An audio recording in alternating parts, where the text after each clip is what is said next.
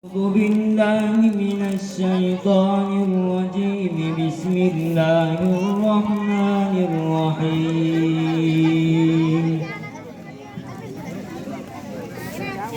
تبارك الذي جعل في السماء بروجا وجعل فيها سراجا وقمرا منيرا. وهو الذي جعل الليل والنهار خلفة لمن أراد أن يذكر أو أراد شكورا. وعباد الرحمن الذين يمشون على الأرض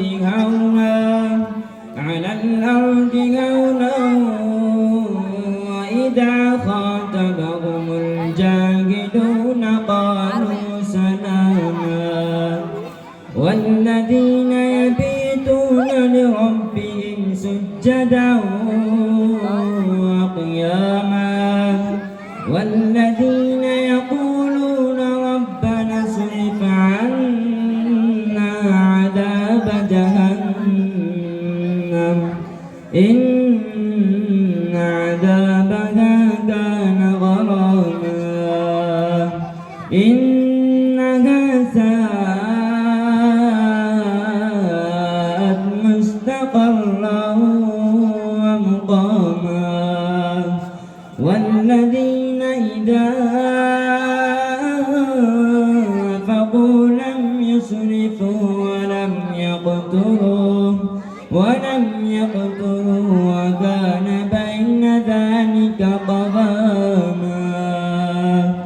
والذين لا يدعون مع الله إلها آخر ولا يقتلون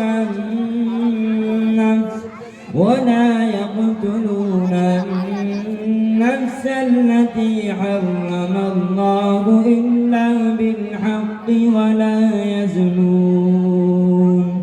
ومن يفعل ذلك يلقى أثاما. صدق الله العظيم.